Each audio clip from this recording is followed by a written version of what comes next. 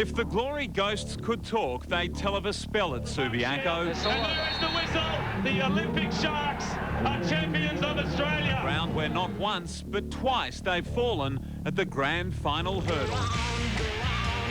The best strikers in the business are back as Perth chase the one that keeps getting away. But the Sharks are sharp, hungry for consecutive titles. The 2003 National Soccer League Grand Final. Perth Glory versus the Olympic Sharks. Yes, here we are again for the third time in 4 years. The NSL Championship decider comes to Subiaco Oval. 40,000 at Subi, a full house. Will it be third time lucky for the Perth Glory or two in a row for the Olympic Sharks? The two teams could not be any more evenly matched. 2 victories apiece in their 4 meetings this season. Hello everybody and welcome to Subiaco Oval around the 7 network and of course through New Zealand on Sky Channel for a grand final replay in the true sense of the phrase. Same venue last year, same 2 teams. It was the Olympic Sharks by a margin of 1-0. Huge atmosphere. The Glory have put on yet another outstanding pre-game show. And as we welcome Socceroos coach Frank Farini, you know all about these big soccer venues and big soccer occasions. Must have your blood pumping as well. Yeah, Basil, look, it's a fantastic atmosphere again. Perth have done it really well. 43,000 again. You know, should be a great game. What about Perth, Frank? All the pressure on them. Obviously, they haven't won a title yet, and this big crowd, they want it today. Well, that's right. It's, you know, Perth, as you said earlier, third time lucky. All the pressure's on them, you know, but people tend to forget that it's there's 2 teams in this game. There certainly is. Now, some players to watch and some very important ones, none more so than Bobby Despotovski. 19 goals in the season and 12 of them in the finals. Yeah, he's a vital player for Perth Glory. He has been for the last 6 years or so. He's a proven goal scorer, as we've all seen. Him and Murray will be key elements for them today if they're going to win. But look, I think we saw last year Bobby had a quiet game by his own standards and didn't do so well. So let's hope this year he'll do better. What about this young man, David Tarker, the football world at his feet? Yeah, he's one of the young guns up and coming. He's a wonderful player. He's involved with the under-20s as well as the under-23s. And as you say, the footballing world lies at his feet. And I think that he, will be expecting to play an important part. Here's Bobby Despotovski leading the Perth Glory out, the Olympic Sharks right alongside them. What's going through the captain's mind right now on a big occasion like this? I think excitement more than anything. It's a huge day. This is what they all play for all the time, so they'll be looking forward to it. Obviously some important players to look for as well for the Olympic Sharks. Ante Milicic, he scored this time last year. Yeah, look, a wonderful goal, worthy to win a grand final.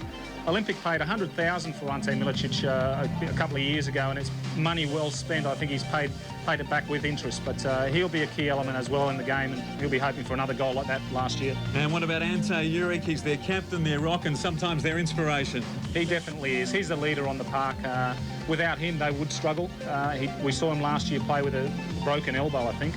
But if he can get them going and keep them organised at the back, it's going to be very, very hard to break them down. Well, as we take a look at the Glory lineup, obviously lots of interest. A couple of players under injury clouds. One of them, Jamie Harnwell, and of course we can't forget Damien Murray, the all-time league's leading goal scorer. Yeah, I was talking to Mish Davro before. He's looking for a big one from Damien. Damien hasn't scored much in grand finals, but they're all hoping that he'll rise to the occasion today. But it's pretty much the lineup we thought that they'd come out with. Mish Davro, hasn't he done such a great job since taking over? 41 wins from his 60 games, and you spoke to him just before kick-off. And in the game itself, I mean, obviously there's got to be game breakers. We've got the likes of Murray and Despotovski. Where do you see the game being won, and who do you think needs to play to their best to win it for you? Well, I think our 2 big hitters up front, that's Damien Murray and Bobby Despotovski. I think all last season when they were on form and they were on song scoring goals, we won games. They were a bit quiet in last year's grand final, so I'm hoping today they're going to be on firing all cylinders. For the Olympic Sharks, they come in as the reigning champions, but of course not so much pressure on them, and 2 players under injury clouds, Paul Collar and Troy Halpin. Both of those boys have been named.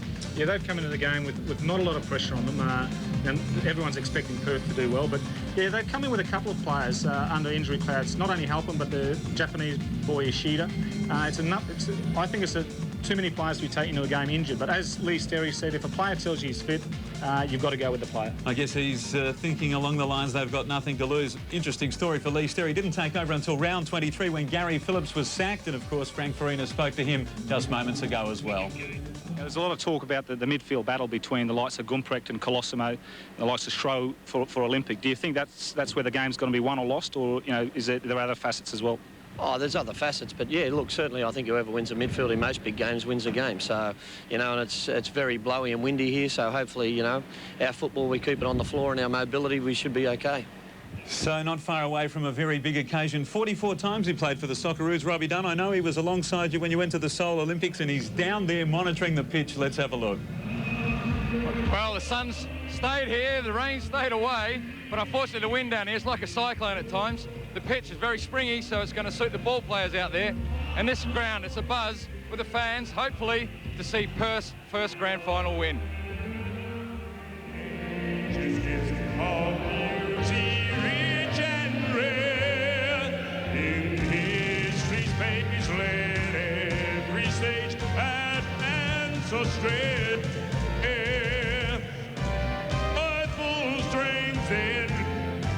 Sing advance Australia fair in joyful strains, and bid us sing advance Australia fair. Yes, Steve Armstrong! A great moment at any sporting event, the national anthem. A full house here at Subiaco Oval. The NSL Grand Final coming up. The Perth Glory and the Olympic Sharks don't go away.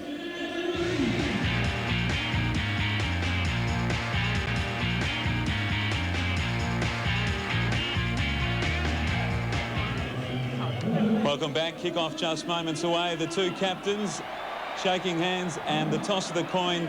Birmingham City's Perth-born international Socceroos star Stan Lazaridis with the toss of the coin. It's come up Bobby's way.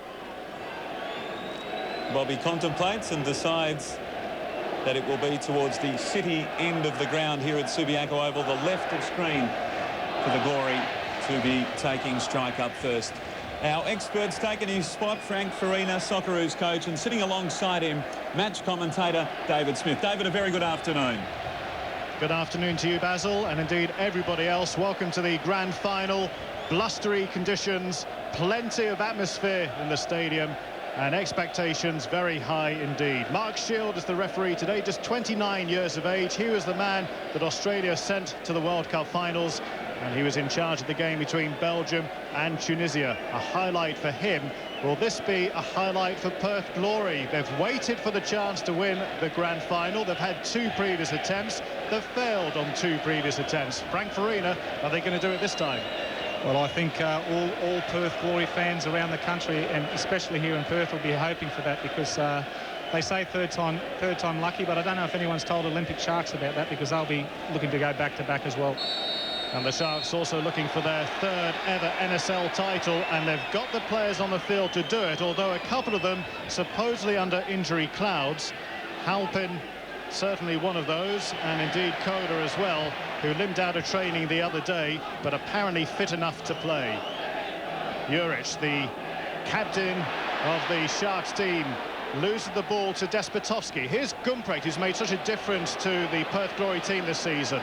The ball in from Price, but it's too long, and a first comfortable touch for Clint Bolton. Certainly one of the two best goalkeepers in the NSL this season.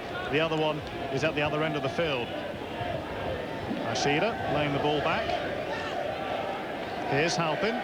Certainly seems fit enough at the moment. Hasn't trained for the last couple of days, but he's not the most mobile of players at the best of times. He does all his work with the way that he controls the ball and sets play in motion. Glory fans certainly doing their bit, getting behind the team. Here is Halpin. Another quick layoff. Packer trying to send the ball forward. Is cut out by Taka, a player who's rated very highly by Frank Farina. Yeah, look, it started as we would all expect. I think Perth will keep dropping off as they have done it in the first opening minutes here, but the big interesting thing will be the midfield battle up for me. Gumprecht on the ball for the Glory. Likes to take on players and does so. It will come out to Horsley. First time ball in. Slightly overhit, and that'll be a goal kick to the Sharks, who had a rather indifferent finals series. They lost 5 of their 10 games, only squeaked in at the 11th hour by beating Parramatta, having gone a goal down in that game. That's Alan Vest, the assistant coach of Perth Glory, and he was talking about the atmosphere last season, saying how flat it was and really demanding that the fans this time come out and cheer for the team. Well, they're certainly doing that. I think we looked at it before, Dave. We were talking about where the battle's going to be won, and we just saw a glimpse of it there. Gumprecht making that run forward. That's going to be a difference. If they can get him to be doing that regularly, I think that's one way they can get on top of this. First really rough challenge going in there from Packer, which ends up with a free kick and hands being shaken all around. Matt Horsley has had a tremendous season. It's taken quickly. Harnwell just laying the ball off to Price. Those two likely to be off in the summer, going off to other parts of the world. Price going off to Singapore, and Harnwell doing his bit to try and get himself a contract in European football. They've been talking about Perth Glory possibly breaking up at the end of this season, so that does spell danger for the Glory. But you know, hopefully they will be able to go out on a big note.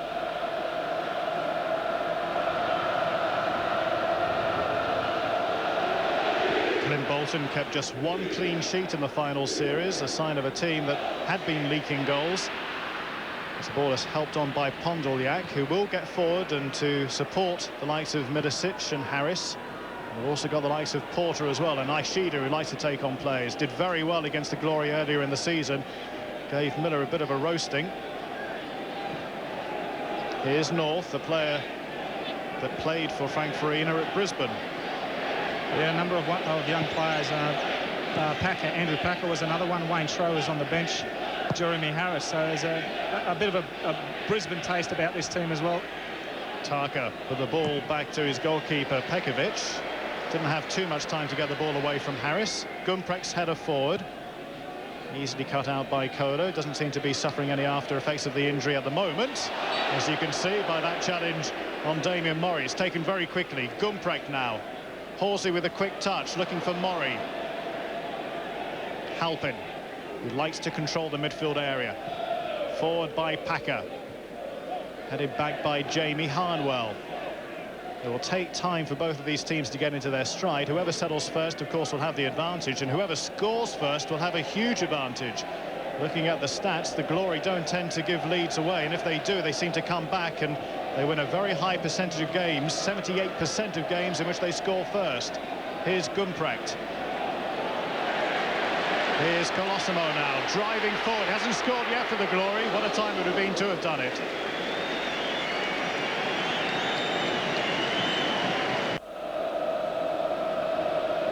Goal kick then to the Sharks, still 0-0 after 5 minutes of the game. Harnwell rises. He's playing with an injury which required an injection this morning.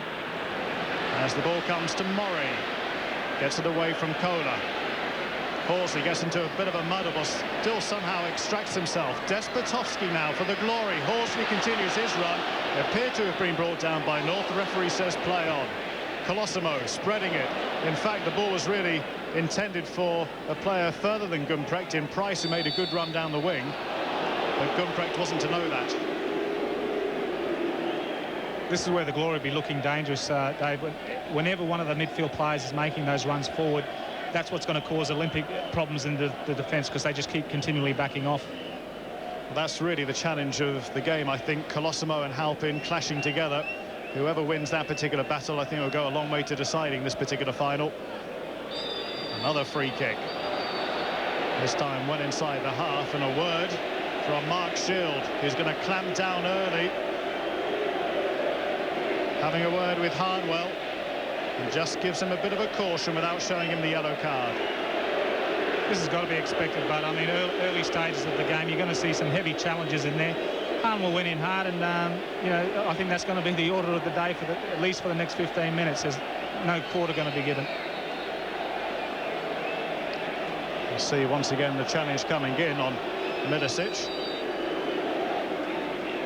Well, that's a difference from last year, where Juric had an injury which the Glory players didn't even challenge him on throughout the whole of last year's game. As the ball is sent in towards Harris, but a bit too far. And a comfortable touch this time for Jason Pekovic, now 30 years of age, but still talking about the possibility of going over to Europe and playing some football there. And certainly for goalkeepers, age is no real barrier. Just coming into his prime form. Hard challenge from Miller.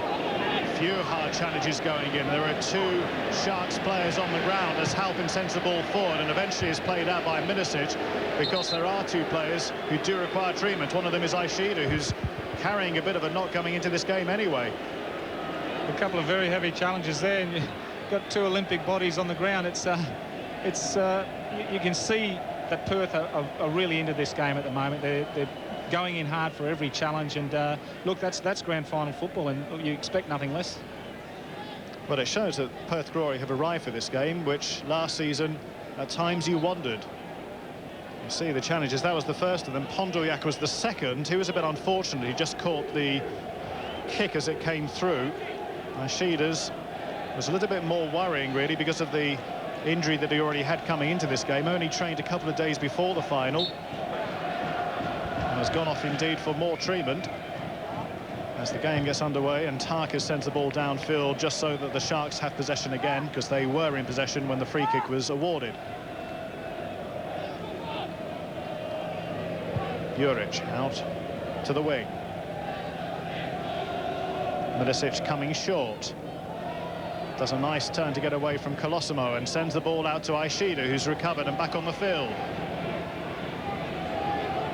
Ishida trying to take on Miller. This is what he did earlier in the season to really good effect as Halpin sends it across. Deludes one. Doesn't delude Horsley, who sends it down to Despotovski. Murray's making a run forward, and that's a bit ambitious by Despotovski, although Horsley does his best to get there. Cut out by Porter, who's predominantly a left-sided player. Likes to play up front mainly, although being forced to play in a slightly more withdrawn role in this game. Well, that run by Matty Horsley, if he continues to do that, you're going to find Porter will be dragged all the way back in, and Price will have an acre of space to come forward in.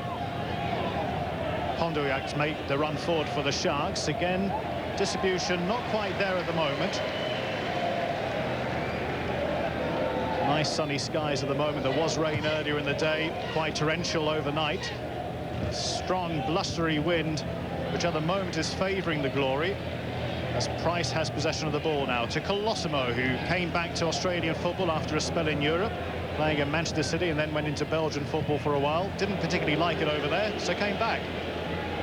Yeah, and what a comeback. He's been at Perth now for, I think, the last 6 months or so, or this season, and he's been phenomenal. I think he's been one of the major contributing factors for Perth, how strong they've been, especially in the final series. A Socceroo international, 13 A caps and 2 goals for his country. Quite a few internationals on the Sharks team as well. Ishida, lovely touch, gets past his man. And it needed Tarkas' clearance, sending the ball downfield, and the chase is on. Despotovski leading it. He was hoping to find Murray. In the end, the ball quite comfortable for Bolton to collect.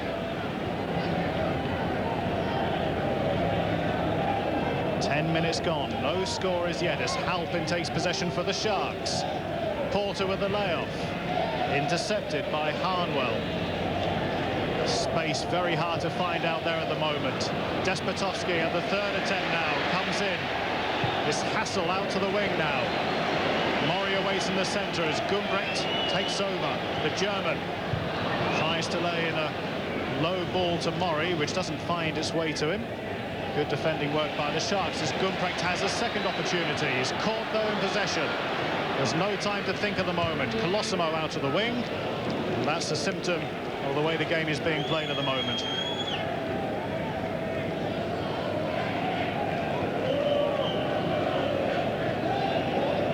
Perth Glory won the last 2 meetings between these sides, but previous to that it had been the Sharks who really had the Indian sign over them, especially in the grand final last year. And of course, on the last day of the regular season, the Sharks snipped in to win the Premier's title when Glory seemed to have it all. Just the winning of it on the final day of the season, just needed a draw at Marconi, and they lost that game. The Sharks at the 11th hour came in to win the Premier's title as North goes forward and is stopped by Colosimo. Lovely turn out of trouble, and then reasonable distribution as well to set up Horsley. Price also making a run down the wing as Horsley looks to cut inside. Tries to find Despotovsky. It's not quite there at the moment. The game played at 100 miles an hour. Matt Horsley, who is now playing in his 4th successive grand final, having won 2 for Wollongong, and then of course the failure here last year with Perth Glory. Milicic is all by himself. He'll have to wait. Porter's coming to help him out. Or run all the way through to Pekovic. Actually, that was a lovely run forward by Packer. That's one of the things about the Sharks, though. They are a very mobile team. Players get into areas you just don't want them to be if you're a defending team. Despotovsky laying the ball back to Price. Miller with plenty of space ahead of him, and he loves to get forward. Had to adapt to a slightly different role in the last couple of seasons. Used to play as a wing-back, now as an out-and-out left-back. He was telling me earlier in the season how it's had to concentrate his brain on the defensive side of the job more. Hassel inside to Harnwell. Now Price. Glory trying a more measured approach. Gumprecht takes over. Well, the dummy was a nice idea. Despotovsky had just moved out of position. A little bit unfortunate there. We can see Perth are doing quite well with the 2 wide midfielders are pushing right up, which is forcing the wing-backs for Olympic Sharks to drop deep as well. And as I said earlier, the left and right back for Perth now have a lot of space to push forward in, which is, you know, creating problems for Olympic.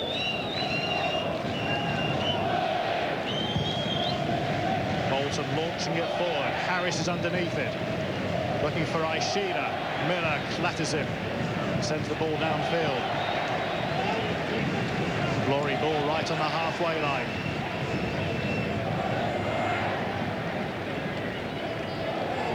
Despotovsky has been in quite phenomenal form.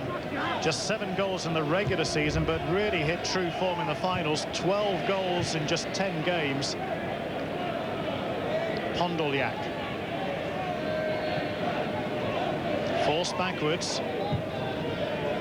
Eventually it's out onto the wing once more. Play spread by the Sharks, but that should be comfortable for Miller. Back to Pekovic. Miller, who's playing his 200th game for Perth Glory today.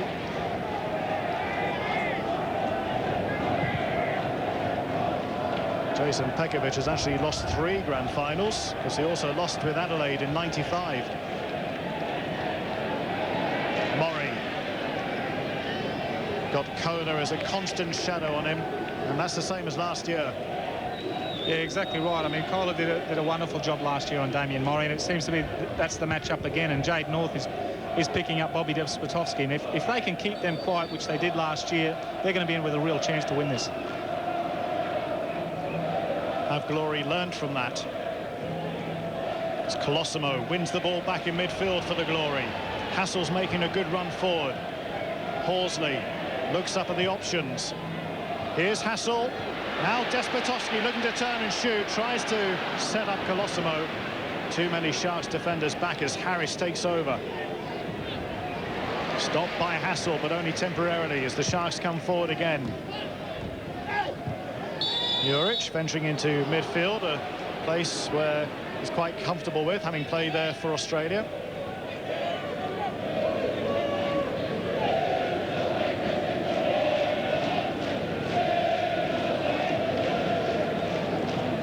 Just want to make sure that they don't get frustrated, Dave. I mean, they've started quite well, even though things aren't happening for them, haven't had many strikes on goal. They've just got to try and maintain what they've begun and not get too frustrated.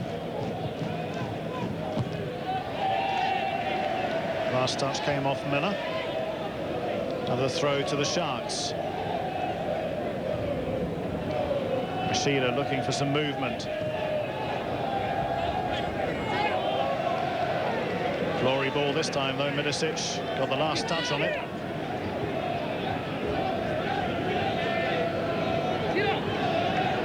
Lee Sterry has been playing some wonderful mind games with the Glory during the week, basically saying that his team had no chance, saying how good the Glory were. All the pressure was on them because they were such overwhelming favourites. I don't think it really was something that the Glory took on board.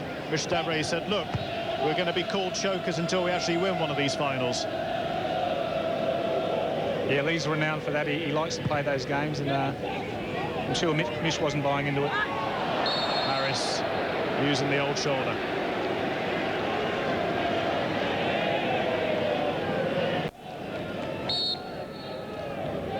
It was a free kick to the Glory after Taka was bundled over with an old-fashioned shoulder charge from Harris. No real damage done to Taka, who's a big, strong boy. Rumours of him perhaps having another trial at West Ham during the off-season. Although West Ham have just been relegated, it might not seem so attractive as the Sharks come forward again. Alpin made a good venture forward as Pondoyak takes over. Looking up at the options, and there's one over on the far side. Porter was waiting there, didn't quite reach him. Horsley now. I think Sharks have begun to settle into this game. No, I agree, they've settled, and once they start settling and those boys start making the runs forward, especially the likes of Pondoyak and Porter, that's when they look really dangerous. They're capable of playing such wonderful football.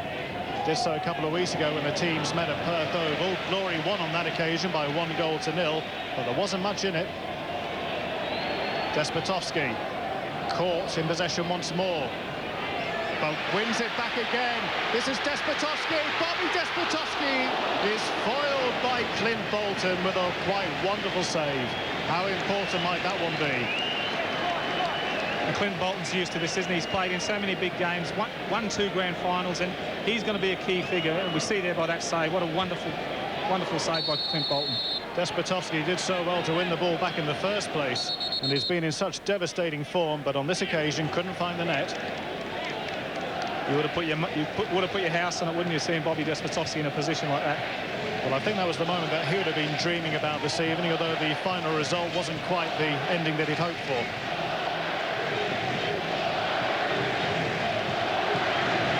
The first real chance of the grand final. Fans again cheering Glory, Glory. There are some Sharks fans here, but not that many. But you'll hear them if they score. Troy Halpin just spreading the ball out to the far side.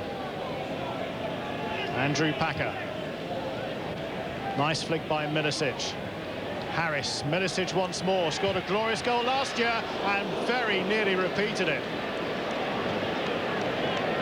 If they're going to hang off in like that, they will get punished. I mean, he's lethal, as they saw last year from that distance, and that wasn't too far away. Well, I think it's one of those that the more times you see it, the closer and closer it's going to get to goal. A couple of coats of paint off the top of the crossbar.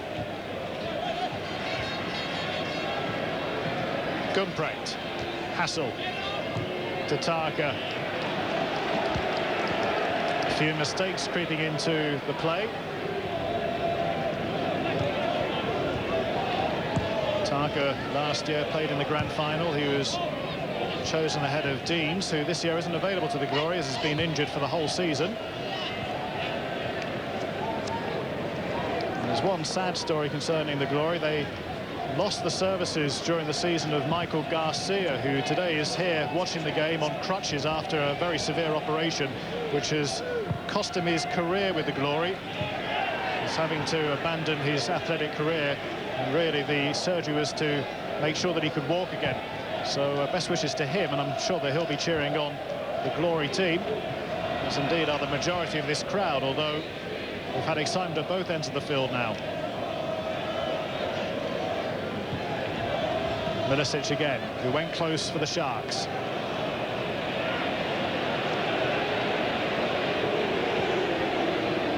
Porter with a turn. Now the break is a good one. Here's Harris. Can he go himself? In the end, there was enough cover. His first touch let him down there. I think Jeremy Harris looked like he was through there, but his first touch actually slowed the ball down and brought it back. Well, Harris is another of the players who's playing under a bit of an injury cloud. And perhaps he doesn't have the speed now to be able to take on a whole defence like that. Ishida will be the man who will take the corner for the Olympic Sharks, who in the last 5 minutes or so have started to look a very good team again. Medicic right on the goal line. Juric has come forward for the Sharks. It's North who flicks it forward. Comes off the Glory player, so it'll be another corner.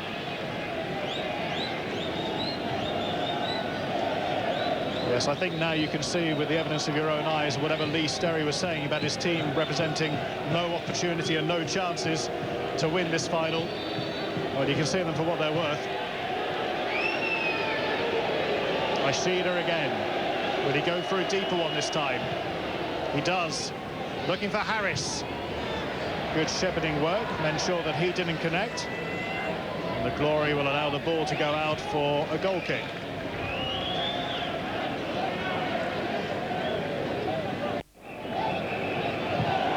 We're beyond the midway point of this first half. Still no goals, with the Sharks coming into the game more and more, although the Glory currently in possession through Tarko, who finds Hassel. David Tarko once more.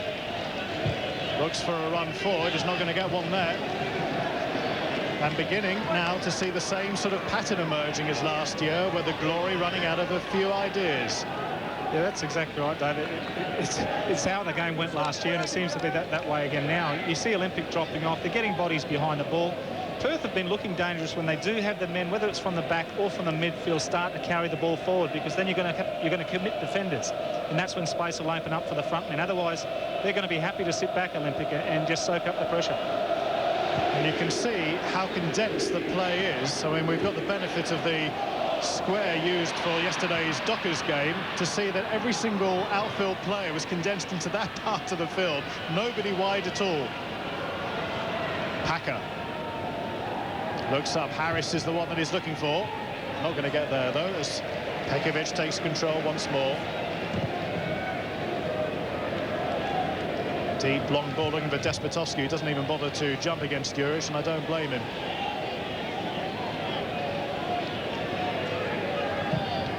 Forward by Harnwell. Despotovsky looking for one of his trademark flicks and trying to get the better of North, but this time it will be a free kick.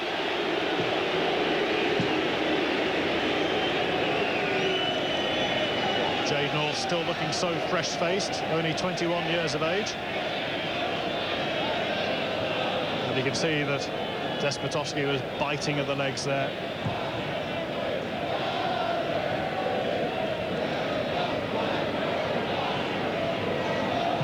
Harnwell, who's been playing his best football of the season in the finals, but was hampered by the injury to his right ankle. Probably this is last game for Perth Glory before moving on.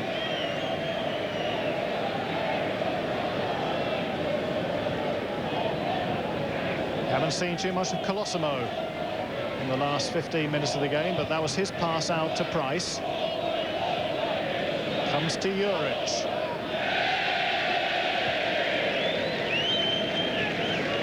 North to Halpin. Closed down by Gumprecht. Hassel now to Horsley as Glory come forward. Again, an overhit pass. Neither found Gumprecht or Despotovsky. It's that final pass, Dave, isn't it? They seem to be getting up there and having good position, but it's breaking down with a bad final ball. Harris. Saw there was plenty of space out on the wing for Packer. Juric. Ishida. Now Halpin. Looking for the penetrating pass. Ishida's continued his run and found by Medicic, but Miller got in and also managed to get the deflection away off him. Yeah, look, Scotty Miller's got Ishida's measure at the moment, I think, Dave. I think he might have been stung by a few of the comments after the last time they met, where Ishida absolutely took him to the cleaners. But he's doing very well today, and he's got his measure at this stage. I also wonder how much of that is the fact that Ishida is not exactly 100% fit. Again, looking to spread the play with Hassel making the run in. But it was cut out by Pondoryak, who does such a wonderful job. He's got a lovely engine, gets to both ends of the field, works really hard. A lot of responsibility on his shoulders in this game, especially if Halpin is less than 100% fit. Miller with a throw. Murray with a clever turn. And they had to concede the corner this time. That's where Murray is just so tricky. Yeah, look, he's lethal. Anywhere in that 18-yard box, I would say 20 yards, 25 yards out, he's a handful. And you've got to be tight on him, as Jade North was there. But you only need to give Damien Murray a half a chance, and he'll capitalise on it. 208 goals in his NSL career in 384 matches, and his record for the Glory is phenomenal. 60 goals in just 85 games. Well, that was certainly a corner to my eyes, but not to the eyes of Mark Shield. But wasn't it interesting, the corner kick? What was Colosimo doing? He's just rolled it a metre out of that circle. Do you think it was a planned one, or was it something gone wrong? I've never actually seen them do anything like this before.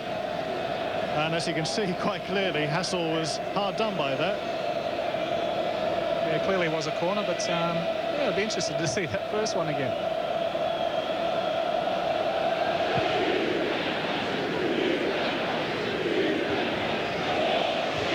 One thing that would have worried, I think, the Glory this morning when they read their newspaper and saw all the pundits who asked the question, who do you think are going to win the final this year? Every single pundit I saw went for Perth Glory. There are two teams in this final. As Gumprecht looks to try and get the better of Kona. But for a man who's supposed to have had severe back problems the last couple of days, seems to be remarkably fit. Yeah, look, I'd be hoping to have a bad back like that myself if I could keep playing the way he's playing at the moment. He's not having any problems. Whether or not you know, he'll last the game will be something we'll have to wait and see. Well, that was the same face he pulled in training just the other day when he pulled up with his back problem. This time it was disappointment to giving away the corner. Colosimo, the man to take it. Tarker has come forward, as has Hardwell, who's attacking the ball now, and he puts the Glory into the lead. The 30th minute, and Jamie Hardwell, who may be playing his last game for Perth Glory, has headed them into the lead. What a wonderful strike. It was a great corner in from Colosimo. We'll see it in a minute, but it was a wonderful header. Typical centre half. Jamie Hardwell's come up and put it away very well. Well, now the Sharks have got to take on the crowd as well. Great run by Hardwell. The perfect header. Nothing Baltimore's going to do about it. Hard to combat that. It's a great ball, and look here, he's made a run from about just outside the box and got onto it very well. Very hard to defend against that. And he's only scored a couple of goals this season, Hardwell, until today. But I don't think he could score a more important one. He has scored, of course, in the final before. He did so against Wollongong. Glory led at half-time by 3-0, and yet they still didn't win the grand final. They'll be conscious of that right now. Yeah, this is when the game really starts, isn't it? We've got a goal now. Olympic do have to come out. They're going to be pushing forward. I think you're going to see a much more open game than what we've seen in the first 15-20 minutes. No doubt about it. If the Sharks had scored, I think the Glory would have found it very difficult to break them down.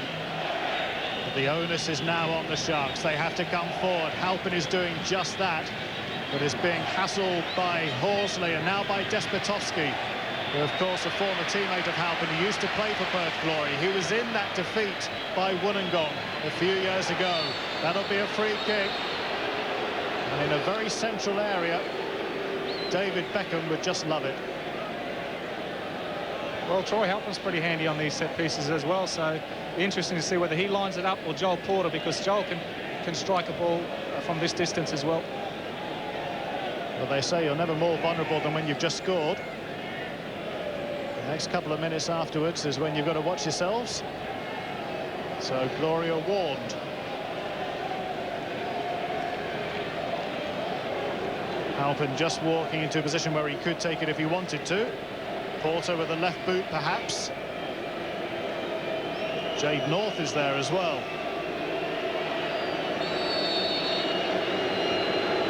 It's Porter. Straight into the arms of Pekovic.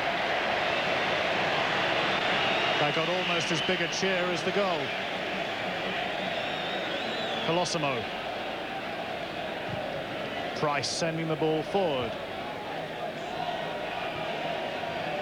Halpin. Well, this is a time now for the Glory to impose themselves in this game, and certainly they can afford now to relax into their game. I don't mean relax as such, but certainly to start playing more comfortable football than they've perhaps played in the previous 30 minutes.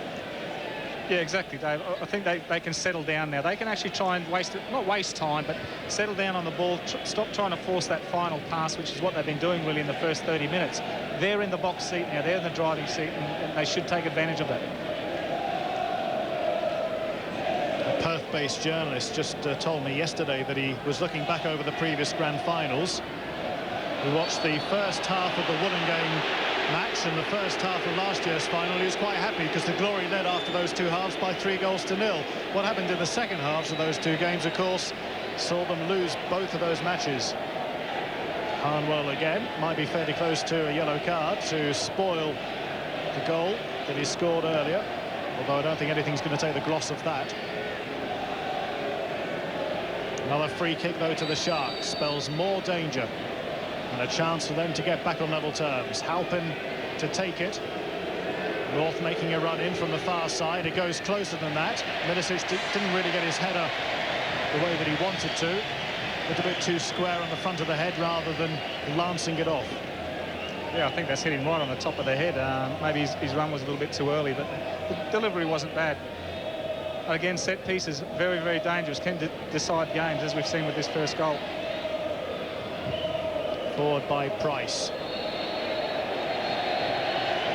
And just a little bit of a squaring up going on. Porter involved with Price.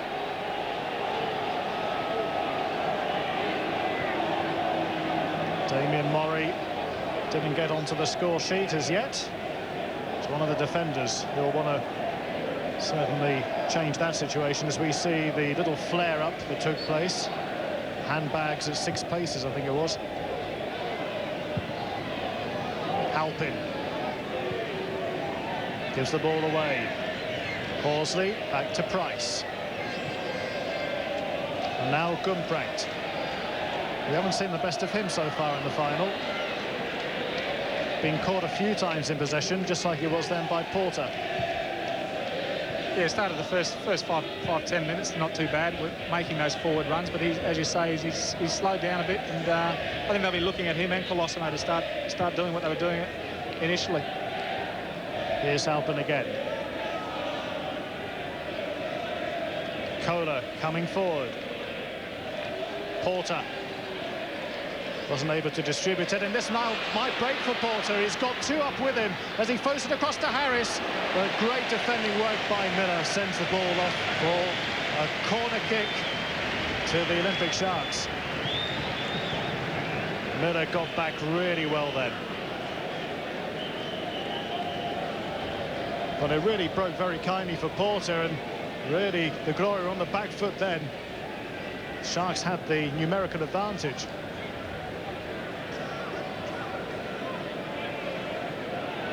Shida, who takes the corners, now to take the one from this near side. Sharks trading by 1-0. It was from a corner the Glory scored. Away by Colosimo.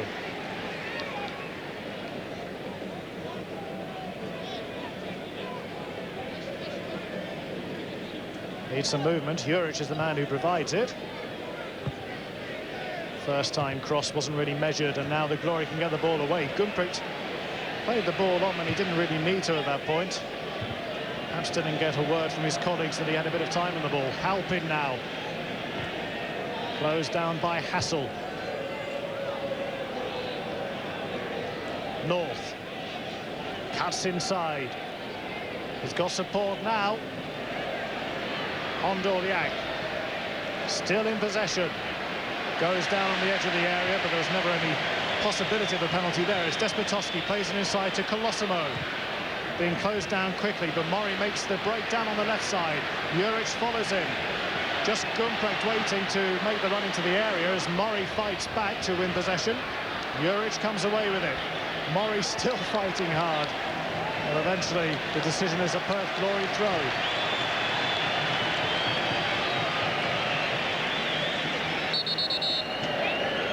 may have evened things up for the corner, which may have gone the other way earlier. Yeah, a little bit of urgency coming into both these sides here. Tempers have been getting a little bit heated, but that's to be expected. I suppose it's grand final. Despotovsky, first time ball, looking for Hassel. The last touch came off the Sharks player, who did very well to actually keep the ball in and not concede the corner. Thumping challenge by Harris. Leave it.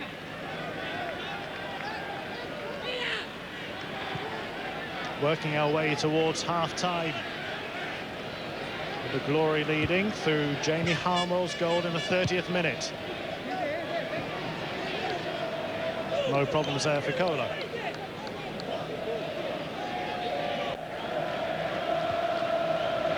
Here's Ishida then for the Sharks. You've missed absolutely nothing with the score still the same.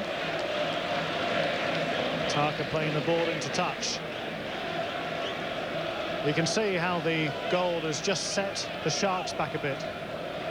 Yeah, exactly. I mean, there's not a lot been in the game. It's obviously been a set piece, which is the goals come from, and most of the danger has come from set pieces. Otherwise, I think, Dave, as you said earlier, the trend of the game is pretty similar to what it was last year.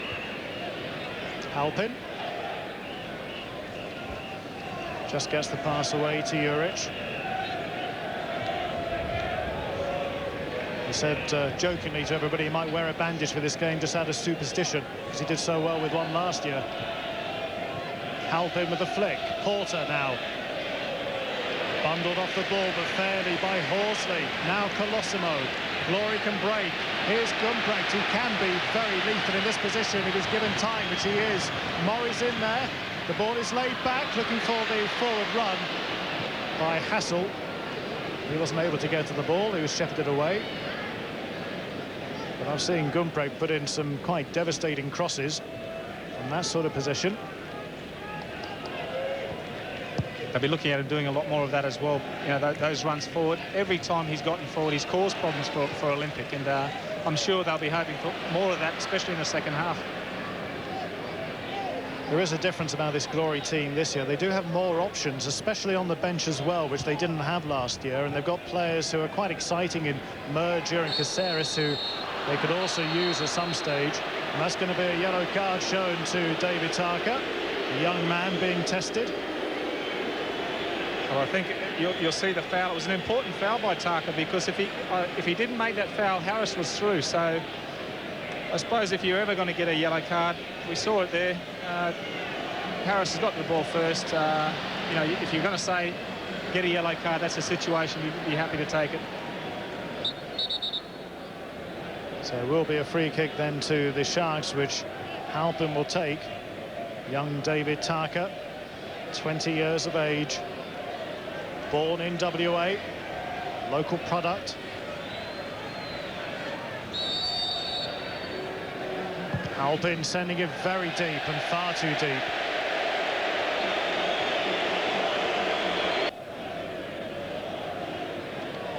We're about 3.5 minutes away from half-time, plus of course stoppage time, which will be added on.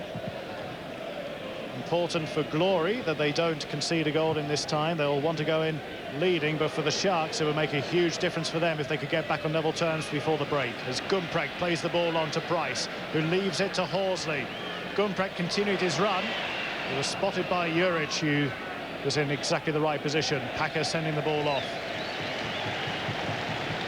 Glory getting players forward into that attack. Two waiting in the centre. One of them is Murray. Hassel is the other, as the ball is sent really high and deep. Now Miller to Despotovsky, looking to turn. Hassel and Colosimo.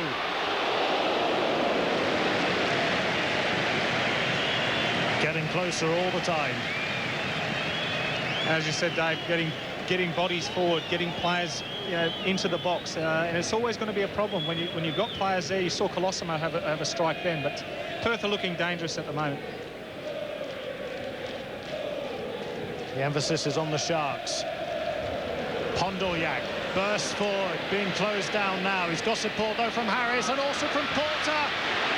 And that was another magnificent save from another fine goalkeeper in Pekovic. He saw Bolton do it down the other end early on. And now he's returned the compliment. No break-up in the play, though, as Horsley finds Gumprecht and continues his run.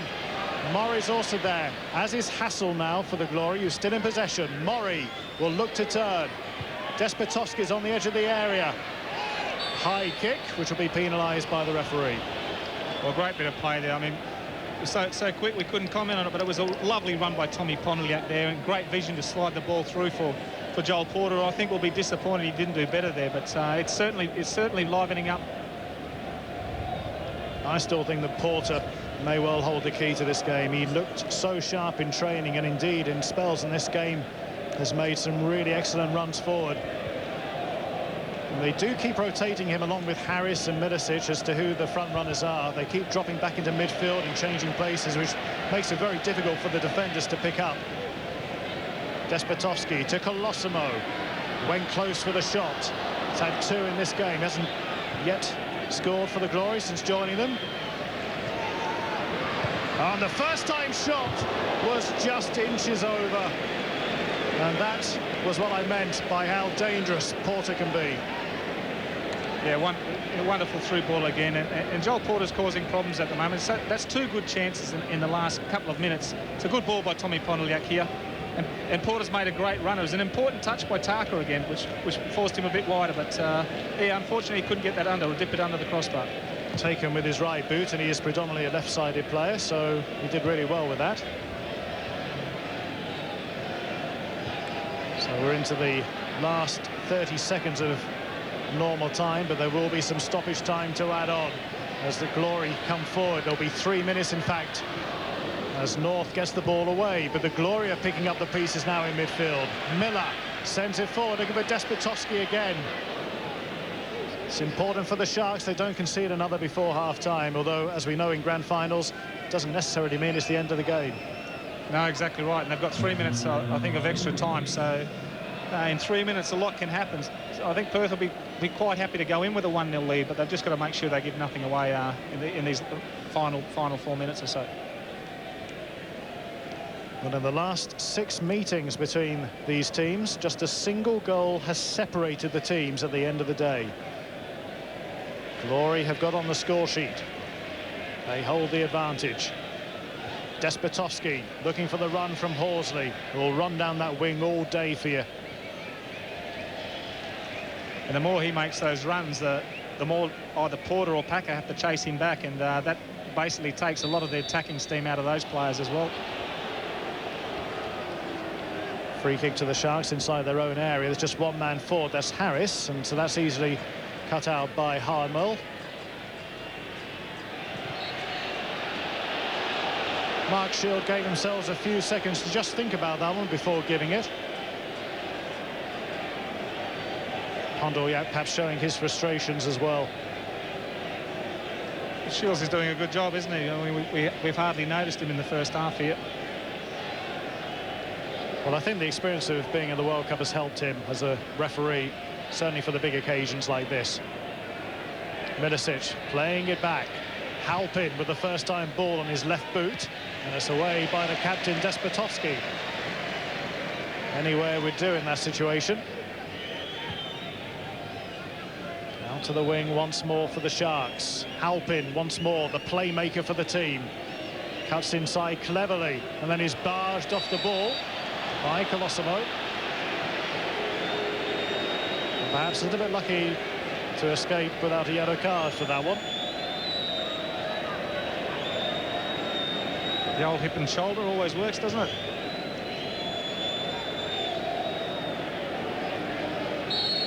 Two minutes of stoppage time already elapsed.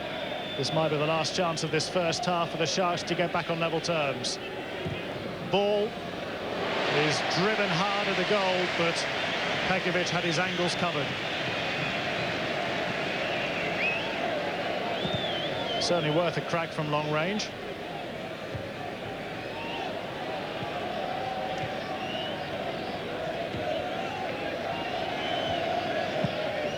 Pontiac, whose free kick it was, in possession once more, being a very influential player for the Sharks. And nominated as being one of the players of the season by the NSL. Damien Murray's also on that list. As Mark Shield brings the first half to the end. One punctuated by a goal for Perth Glory after 30 minutes from Jamie Harnwell. It might be the decisive goal of the NSL final. And at half-time, the scoreline reads, Perth Glory 1, the Olympic Sharks 0.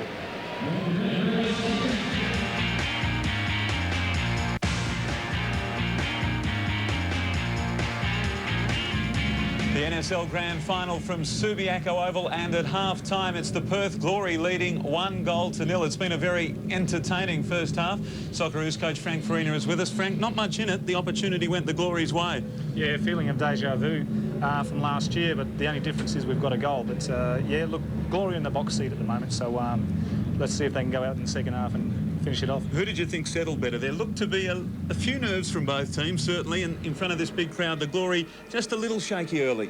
Yeah, look, I thought the Glory started the better, but after about 10 minutes, Olympic came right back into the game. But the Glory finished the stronger, especially after the goal. But there was a couple of good chances for both sides. These match stats will tell some of the story of the first 45 minutes. Obviously, the top line, the important one for Glory fans, 1-0, but a few other stories to be told there. Yeah, shots on goal. You've got the Sharks had 6 compared to the 4 from the Glory, but they'll be very happy with the top one there with 1-0. And look, as I said, it's been reasonably even. Very, very tough. There's a lot of good tackles going in. We've talked about Bobby Despotovski and his goal-scoring prowess, 19 of them all. In all, you would have backed him one-on-one with Clint Bolton when he had this opportunity in the 18th minute. Without doubt, he's done so well to win the ball back there, and I think, surprise of all surprise, he's found himself one-on-one. But unfortunately missed it. Jamie Harnwell scored only 3 goals for the season, no better time. He's made a sensational run from outside the box. The delivery from Simon Colosimo, wonderful. He's met this as most centre halves love to do in full flight. Got a good, good contact onto it. Absolutely textbook stuff as we get another look at it. And then it goes. Well, it had to be good to beat Clint Bolton because he is one of the best keepers, if not the best keeper in the land. And some opportunities at the other end, of course, as well. Ante Milicic with a shot that was just wide. Those celebrations obviously fitting the goal. This one, interesting. Yeah, it's a good little movement here. I mean, they were hanging off Ante Milicic here, and that's lethal. If you do that, he was a little bit unfortunate at that time, but they can't afford to stand off him like that all the time. So 1-0, as we mentioned at half-time. Some interesting stats. Of the 17 teams to score first in grand finals, 12 have gone on to win the match. And of the 11 half-time leaders, 7 teams have stayed there at the end of full-time. But, of course, doesn't necessarily mean much. We know 4 years ago the Glory were leading 3-0 on this very venue. Yeah, I can't see it staying the same. Look, Olympic may make a few changes coming out in the second half, but I can't see it staying 1-0, and I can actually see Olympic scoring. What sort of substitutions do you think we might see, or changes to set up? Well, I don't know if he'll make it just yet. The likes of Troy Halpin, it may run out of legs. It depends on how young Ishida's going, because he's not been in the game at all. So it'll be interesting to see whether Lee Sterry keeps him on. And the crowd, do you think they've been a factor? Not really. I think the crowd at the moment, there's not been a lot to get, apart from the goal, to really get behind, but they will definitely bring Perth Glory. If the Perth are going to win it, it's going to be on the back of the crowd. Well, it's 1-0 the Glory's way at half-time. Don't go away. We've got the second half coming your way very shortly from Subiaco Oval, the NSL Grand Final, live on 7.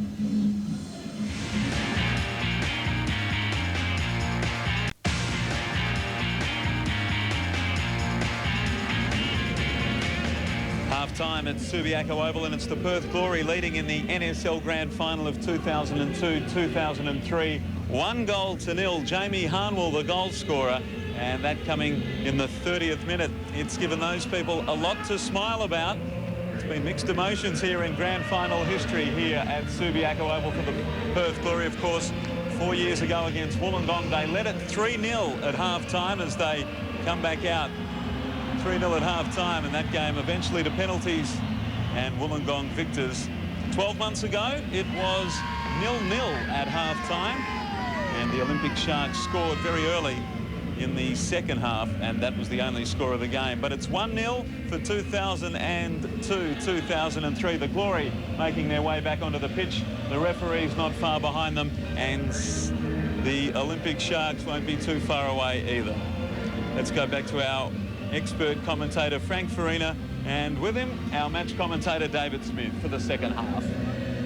Thank you, Basil. I suppose the question that the Olympic Sharks have got to ask is, when is the right time to start bringing on substitutions? And who are the players you're going to think about to bring on? And obviously one of the players that might be in mind will be the young striker Franco Parisi, who's just 21 years of age, scored 6 goals in the regular season with 3 more in the finals, which is not a bad return for a young player. Frank, what would you be doing if you were Lee Sterry? Yeah, it'll be interesting to see what Lee's going to do, because you know, Franco Parisi has a track record of coming off the bench and scoring goals, and they definitely need a goal. I don't know how long Lee will leave it, but you know, I don't know whether Halpin will last the game, and young Ishida hasn't been doing exactly or setting the world on fire, so they may be areas he'll be looking at changing. Another aspect to it is that there were players that we knew definitely had injuries. There were some that we thought might have injuries, and certainly those players, if they did have knocks, certainly wouldn't be able to last the full 90 minutes of this game, especially when you've also got to consider there's a possibility you could get back into this game and it might even end up being with extra time and penalties to follow. So it's a very difficult tactical thing for the coach to be able to work out. Another interesting thing is he's kept his team in the dressing room much longer than the opposition, and that's an old trick the coaches have done down the generations, haven't they? Yeah, exactly right. I mean, you keep men and, you know, come out and keep the other team waiting. But Mark Shields is an experienced referee. I don't think he'd let it go too much longer like that. But it will be interesting to see what happens. And as you said, some of these players that have brought injuries into the game, I suppose Lee would be thankful that they've come through okay. But I don't think they will last the 90 minutes, especially going back in at half-time and cooling down. It'll be interesting to see how they come back out in the second half. Well, the players are now out on the field, including Troy Halpin, who is one of the severe injury doubts and a player who notoriously has had injury problems down the years. There's Clint Bolton, who made a terrific save in the early stages of the game. Denied Despotovsky with a really excellent save. And Pekovic at the other end also did very well to keep his team's lead. It'll be the Glory who get the second half underway. Mark Shield, of course, is our referee, and who represented Australia at the World Cup finals. Hopefully at the next World Cup finals we'll have the Australian national team there. Well, I'll be certainly hoping so, and I think everyone else in Australia. The Glory then leading by 1-0. 40,000 people at Subiaco, the majority supporting the Glory as the second half does get underway, with Price looking for Horsley. I think Porter's done quite a good job down this near side. As the ball is sent into touch by Andrew Packer, previously at Brisbane and also at Carlton. Gumprecht back to Horsley, the former Wollongong player. Knows what it's like to be a winner. Knows what it's like to be a man of the match in a grand final.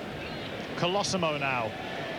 Murray back to Despotovsky. The shot deflected away to Horsley. Murray will try and get there. He won't succeed. And the Sharks with an early scare getting the ball downfield. Well, that's a perfect start that Perth would have wanted to get right back into where virtually they left off. And I'll tell you, if that didn't hit the defender, that would have caused all problems for Clint Bolton. Halpin. Stopped by Colosimo. Despotovsky has come deep and is looking for Murray's run, and he's most certainly onside, although Juric tried to play him offside. North was the deepest man, and Murray is still going strong, although having just shut the defender.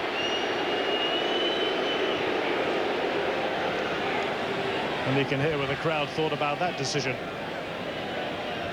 Well, they can't be too upset. It was clearly a foul, and I'm sure Damien's got no problems with that. Porter playing it inside. Looks for the return pass from Milicic, who had the opportunity at one stage of coming to Perth Glory. It was about 4 years ago, and he opted not to. But I think when you look at the crowds that the Glory have been attracting and the way the team is going, there are quite a few players in Australia who wouldn't mind having a crack at playing for the Glory. Without doubt. I mean, to play in front of, you know, big crowds week in, week out, and looking, you know, at always making the finals. Yeah, I think a lot of players would love to come to the Glory. We had the toss-up earlier today with Stan Mazaridis, who's now playing his football in the Premier League for Birmingham City. Just signed a new 2-year contract. He's a local boy, and he certainly said that once his time in Europe is over, he would love to finish off his career playing for his hometown club, Perth Glory. A lot can happen, though, between now and then. His next aim, of course, is playing in those World Cup finals as Colosimo finds Horsley, and now it's Gumprecht on the ball. Despotowski takes over on the edge of the area, lays it back to Hassel. He likes to have a crack from long range and has scored some quite spectacular goals this season. Had a spell of 6 goals in the early stages of the season. And the goals sort of dried up a little bit, but then scored against Adelaide home and away, his former club.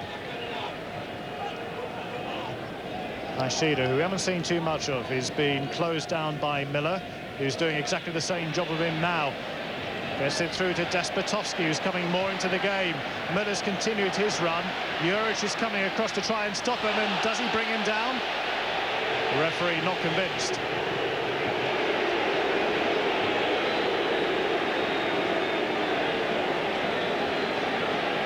That was a good call from the referee. I think Mark Shields got it right there. You know, you could argue he might have caught him on the foot there. What do I know anyway? It's the one thing about slow motion replays. It always looks worse when you look at it at that sort of speed. Yeah, I think Scotty Miller was never going to get that ball again anyway. But anyway, we're back into it. Morris header, sending it back to Bolton, who didn't have the best clearance. Also former teammate of Frank Farina at Brisbane. Played 178 games for Brisbane. Now played 272 games in the NSL.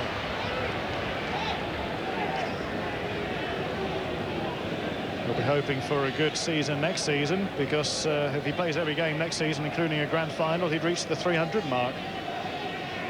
And he is phenomenal. He plays every single game. He doesn't ever seem to have an injury. Hasn't missed a game in 3 years, Clint Bolton. No, wonderful goalkeeper. You know, as we said earlier, he's won 2, played in 2 grand finals, won 2, and arguably man of the match in the game in Brisbane, but didn't actually receive it. But yeah, very good keeper. Ball comes to Andrew Packer. Looks up, sees Porter in support, goes for the short ball, and now looking once more at the options, and there weren't too many of them. I think that was more of a cross than a shot. Either way, it ended up with Jason Pekovic. Olympic definitely needs something at the moment. Perth have started this second half very, very well, and they're dominating at the moment. Olympic don't seem to have any spark at this stage, but I'm sure that, you know, Lee almost will be looking at making some changes to just try and force something or create something. Of course, if they do end up losing this game, he'll say, well, I did tell you. I did tell you that we weren't the favourites to win this game. Yeah, it could backfire, couldn't it? But a long way to go just yet. Very long way to go. As the great Bill Shankly once said when he was at Liverpool, it only takes a second to score. Troy Halpin. Pondorjak turns inside. He is being closed down. Milicic to Pondorjak once more. This time it was the Sharks' final ball that let them down. Interesting that Pekovic is taking his time, which we didn't see in the first half, where it was helter-skelter, 100-mile-an-hour football. Nobody really taking their time, but the Glory can afford to at the moment. Well, every second that ticks by, they're closer to the trophy, and I'm sure we'll see a lot more of it. And you know, unless Olympic can actually do something and get a goal back.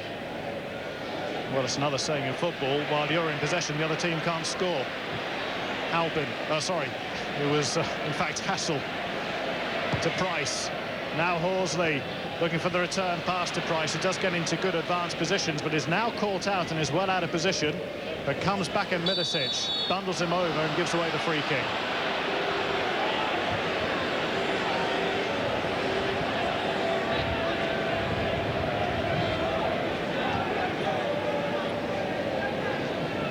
All the emphasis now on the Sharks, having to answer the same sort of questions as the Glory had to answer last year. Despotowski has got Horsley. Here is Matt Horsley. Oh, it just needed a touch. Damien Murray just inches away.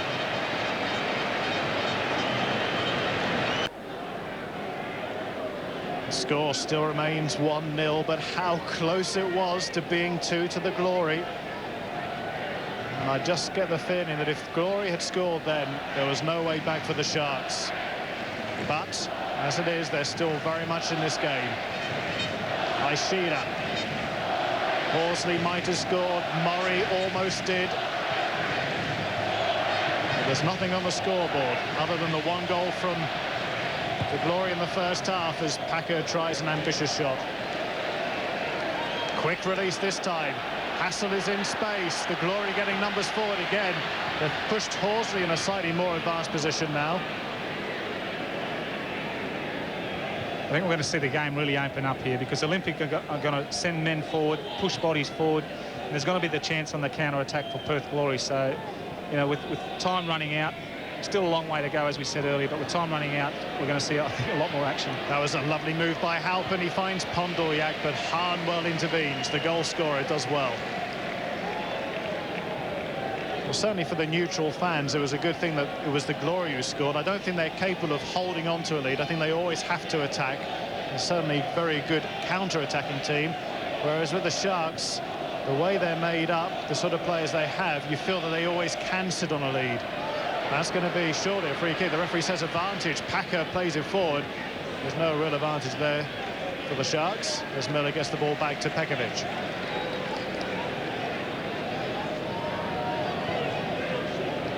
Pondoryak just pointing out to the referee where on the leg the foot actually collided with him.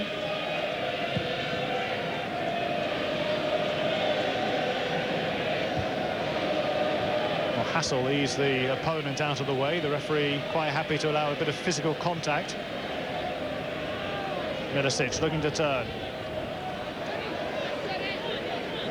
A bit isolated at the moment, having to do it all himself. Porter with a flick to Halpin. Colosimo intervenes and now will burst forward. He's got the whole length of the Sharks half to negotiate, and in fact couldn't get past Juric, who now breaks forward for the Sharks. Now to Ishida. They're getting players forward this time. No way through. Hassel does well, and it's Despotovsky now who picks up possession for the Glory. They'll love to play on the counter-attack. Here's Murray. Horsley is coming forward to support him. Murray doesn't pass very often. In fact, during the week, somebody asked him the question of how his young lad was doing in the junior leagues. He said, oh, he's scoring more goals than me. And somebody said, does he pass the ball?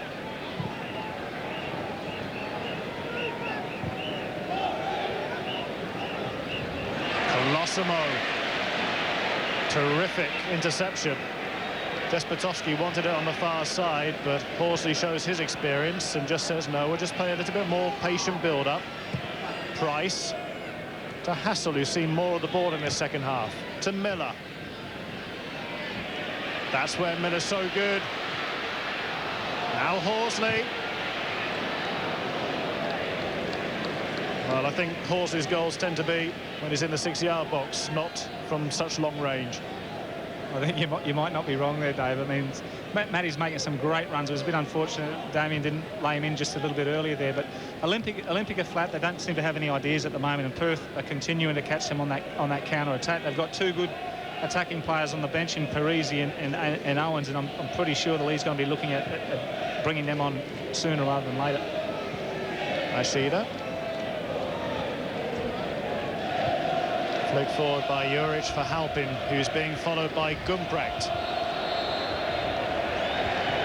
Just left the leading leg in, which led to the free kick.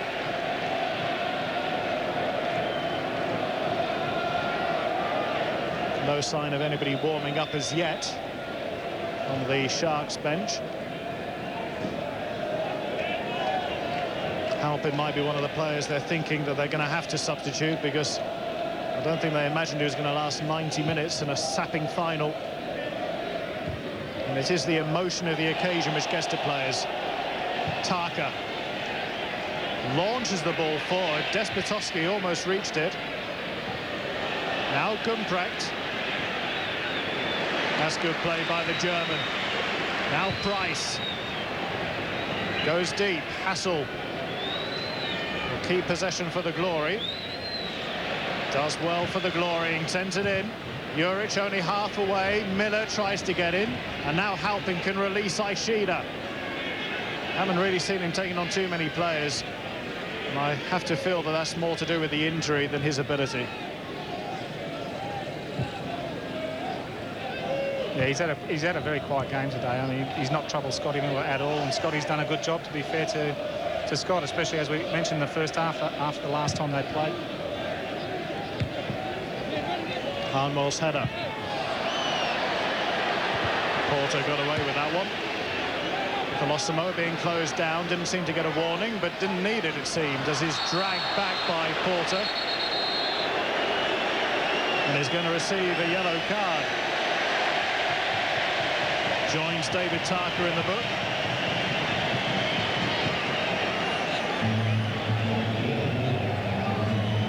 Just grabbed it at the arm and tugged Colosimo back. Don't think you can complain about that. No, not at all. But, you know, Simon Colosimo started the second half very well. He's been really influential in the midfield there, along with Gumprecht, and he's made a huge difference. And I think it's not only today, but most of the season, especially the finals. Enjoying the club, having been out of action for a while, needed a bit of time to settle back in. His first 4 appearances as a substitute, but once he made the starting lineup, he was never out of it.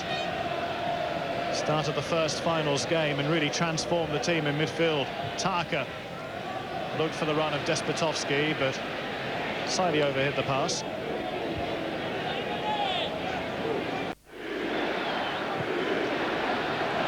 Well, the first substitution is actually not going to come from the Olympic Sharks, but actually from Perth Glory. Mark Burns is a player who's waiting to come on. And that, I would imagine, would be for Jamie Harmel, who's been struggling this last week with an injury, but we'll find out about that in a minute. As the ball is launched forward for Murray. Packer did well. He had Horsley coming in behind him.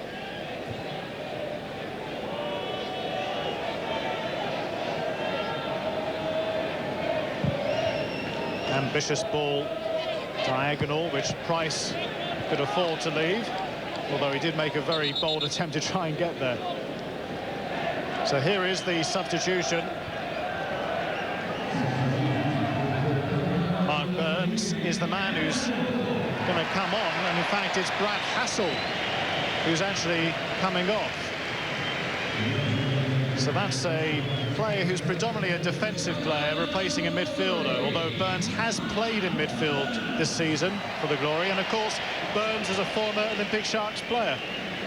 That's right. It's unless Mish is looking at trying to block up that midfield and putting a defensive player in there, because Mark Burns, to be fair to Mark, he's not really the most attacking player you'll get. So it's an interesting change. Has scored for the Glory. He did so coming on as a substitute against Newcastle. Murray's done brilliantly against North. Here's Damien Murray. He went for the near side, and every goalkeeper in the world would always hope to have that area covered. Well, Bobby Despotovsky's asking, why didn't you pass it to me? But knowing Damien Murray, how many goals he scored, he was never going to pass that ball. I mean, he's done superb here. Well, he's done marvellously to dispossess North, and then from that position, Despotovsky did say, quite rightly, what about me? There was absolutely no chance of him getting that ball from Damien Murray. And look, if it goes in, you know, everyone's happy. But, yeah, maybe the wrong decision. Well, it's from this sort of situation that Burns actually scored his 1 goal for the Glory from a set piece. Colosimo sent it in. Bobbles around awkwardly and is still not away as Burns does get his head to the ball. He'll have a second opportunity. And Burns again, but the whistle is gone. Now that would have been quite an introduction. Well, I think you almost scored it for him there, Dave. No, he was looking dangerous for a little bit.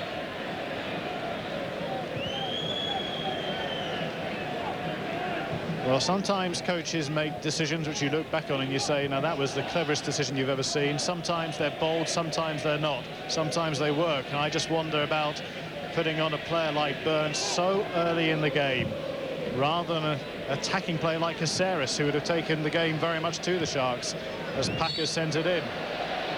Does it send out the wrong signal? Does it say we're happy with this lead, we're going to try and hold on to it? Yeah, look, I think it's obviously something that they've discussed and maybe done before, but I don't see a big problem with it because he's maybe got the brief that he has to push forward. But and you know, I suppose only time will tell. People will criticise you if you get it wrong and pat you on the back if you get it right.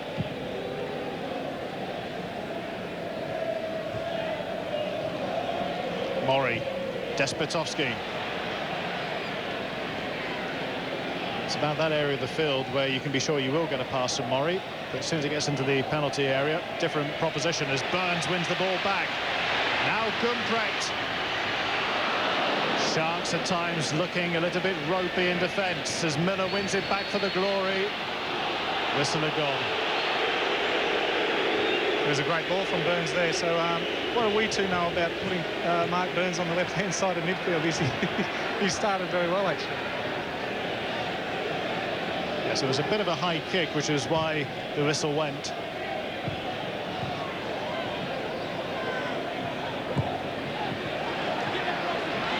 Horsley to Price. Colosimo.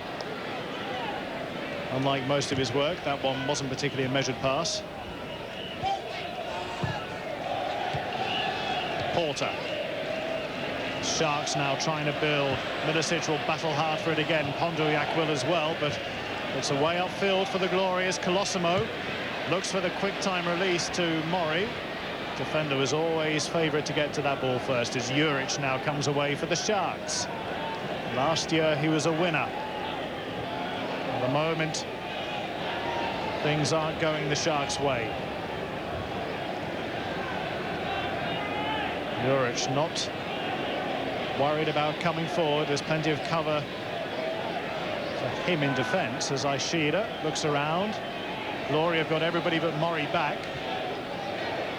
Halpin. Milicic. Flick forward by the Sharks once more, but now it's 3 against 2. The Glory on the counter-attack. Gumprecht has got Murray on the far side. In the end, the covering work was done by North. That's going to be the danger all the time now. It's Perth Glory catching him on the counter when Olympic have got so many bodies forward in that attacking half. And 3 against 2 then, a bit unfortunate. Bobby could have gone either way. I almost really would have fancied Damien Murray, but maybe he said, you didn't pass me last time, so I'm going to pass it to you. Just a glimpse of Lee Sterry on the bench there, looking a little bit nervous, a little bit worried. We're coming to the point of the game when he'll start thinking about making a few changes. His substitutes are now warming up.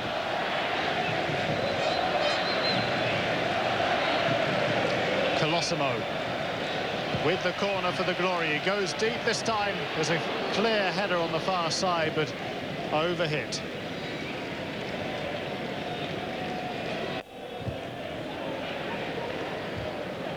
Ball in the Sharks' half. After Jamie Harmel had yet another header inside the penalty area. Referee says advantage, and there is one if they can spread the ball to the far side. Here's Burns.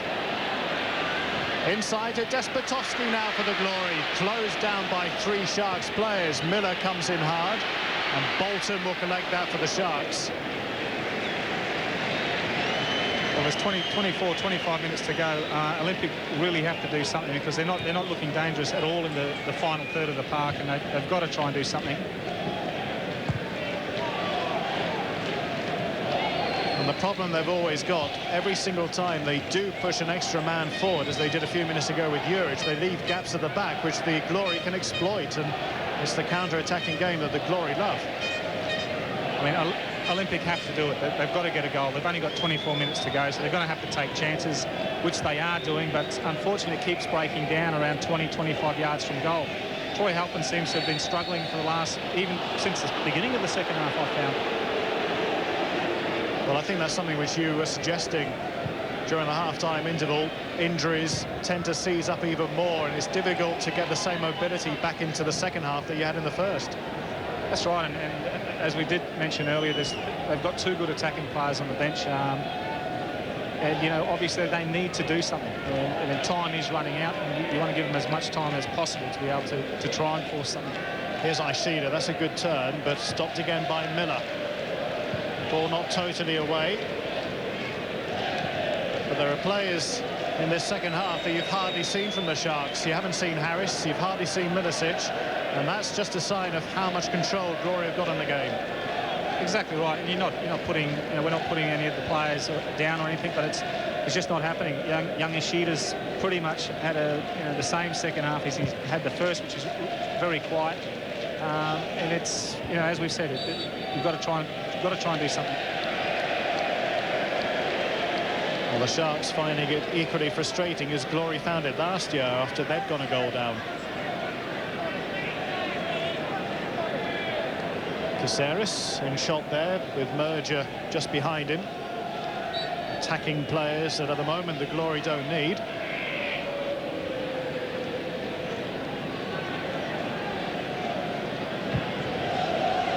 Not the best free kick, but it actually tended to work out quite nicely for them because Murray almost got in there. Pondoryak to Halpin. Ishida making the run down the wing. Milicic to Porter, just on the edge of the area. This is looking better for the Sharks as he flicks the ball in. Didn't quite go where he wanted.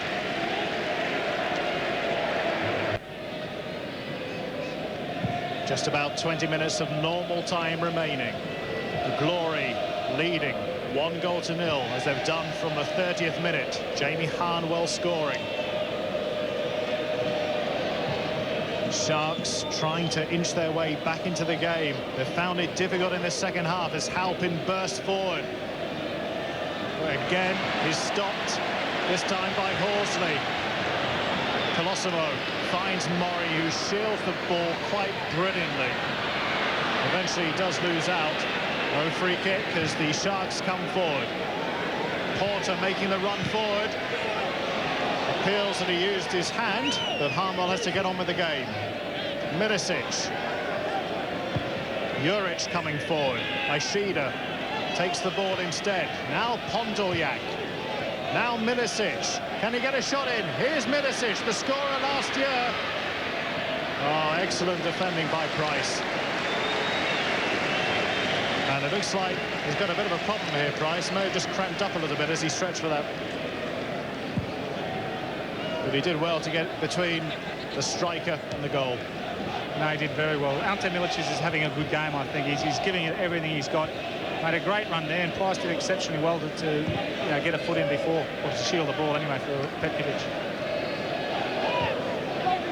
Porter.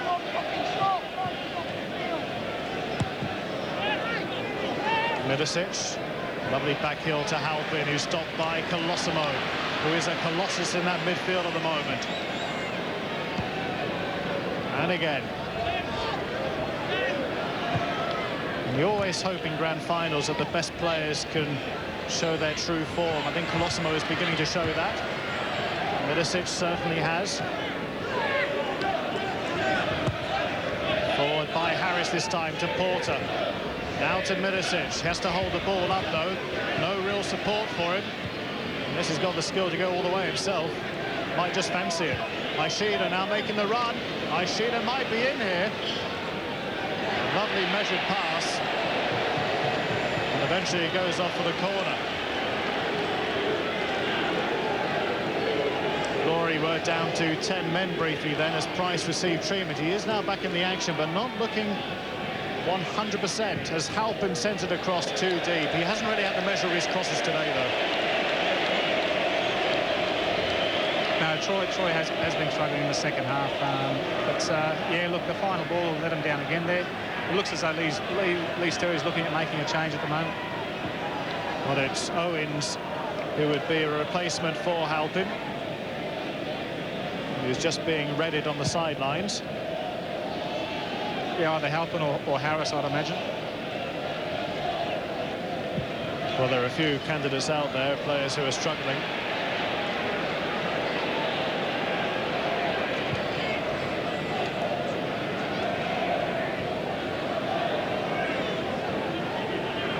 Packer to Juric.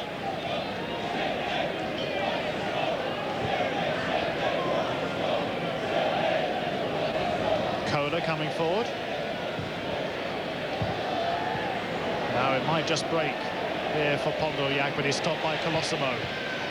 Gumprecht gets in the way. Still the Sharks coming forward. Here's Halpin on the edge of the area. Goes down. No penalty. Gumprecht takes over. Now Colosimo. The Glory looking to break, as Murray has two defenders to beat. Here's Murray.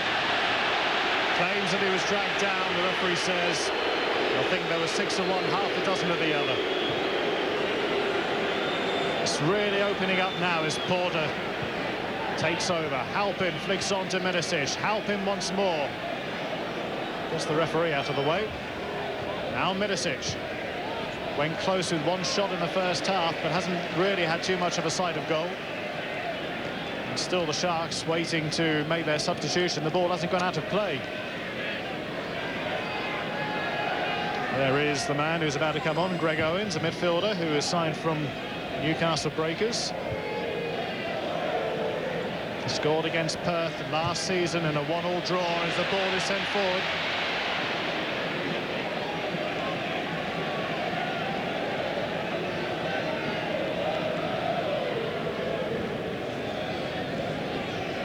Halpin. Lovely back heel to Pondoyak. Tried to continue the run, but it was stopped by Gumprecht. Now Murray.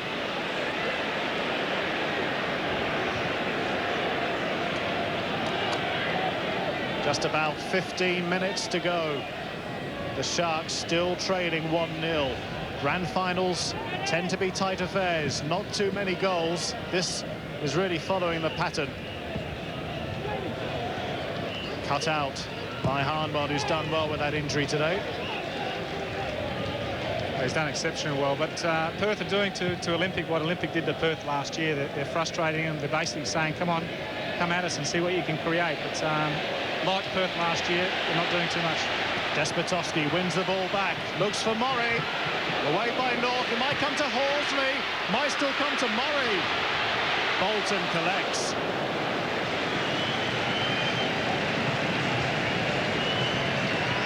Ball still hasn't gone out yet. They still can't make this up.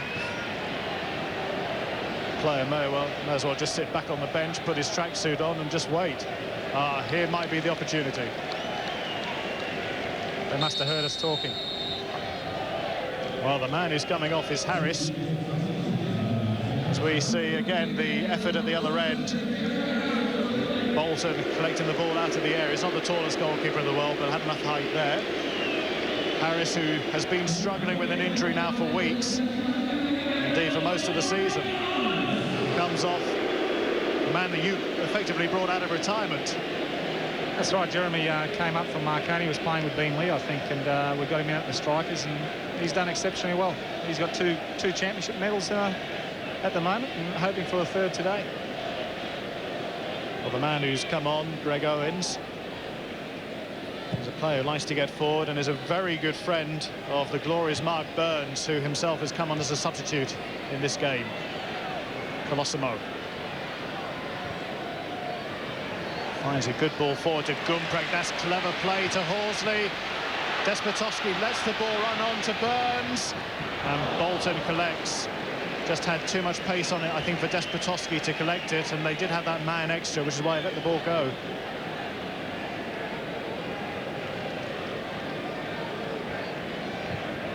Owens to Porter. Away by Price. Comes to Packer.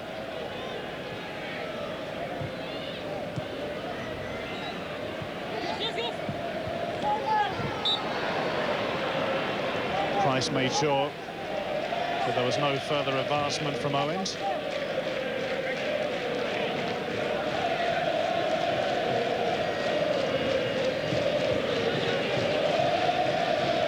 Halpin.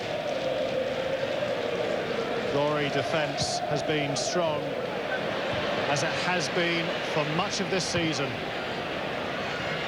People talk about the attacking talent that the Glory have, and they do have the two most lethal strikers in the business in Australian football, in the domestic game at least. But the defence this year has been supreme. Mish Davray for once, down on the bench. Normally, he likes to stay in the box and watch affairs from above and direct team affairs through Alan Vest via a mobile phone. Perhaps the connection wasn't too good today. But he does say he gets over-emotional down on the bench and doesn't like sitting there. In fact, as I can see him now, he is gesticulating and waving. He might well be right on that.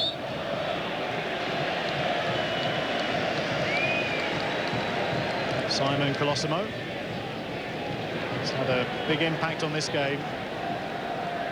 Chris Davray will be thrilled that his team appear to be doing the business, and players like Colosimo, who he brought in, have really begun to shine, just as the sun beats down now on Subiaco.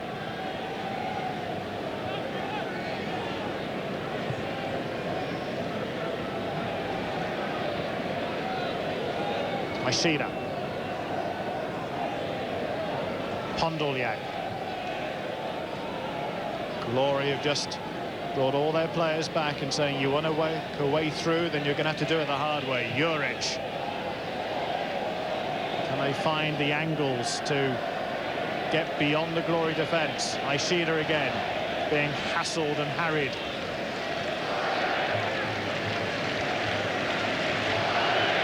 Well, it looks as though Lee Sterry is looking at making another 2 changes. There's only 10 minutes to go, and this big crowd, which has been officially announced at 38,711, you know, are going to try and cheer the Glory home. But if anyone can maybe come off the bench and snatch a goal, it's this young Franco Parisi, who's done it, I think, as you mentioned, Dave, 6 or 7 times already earlier this season. Well, Porter is one of the players who comes off.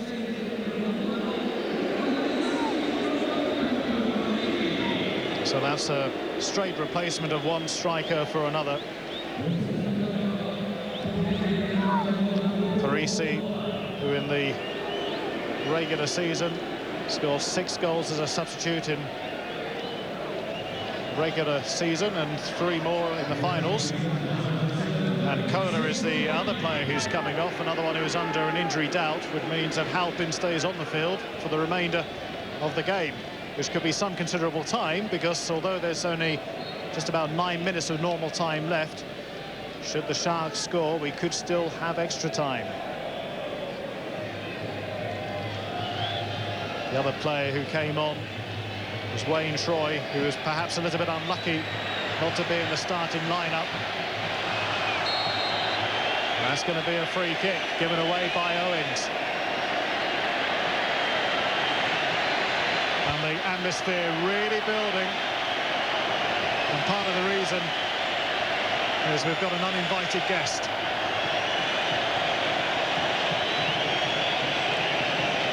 As far as football matters are concerned, the Glory have got themselves a free kick.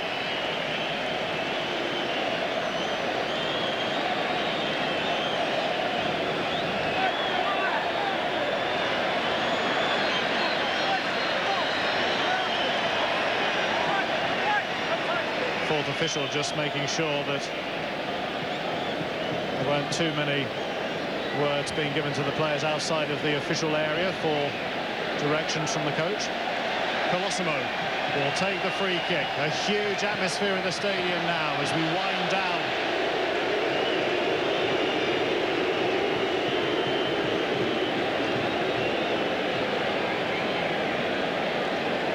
The referee just having to hold up play just for a few seconds while extra affairs outside of the playing area are handled.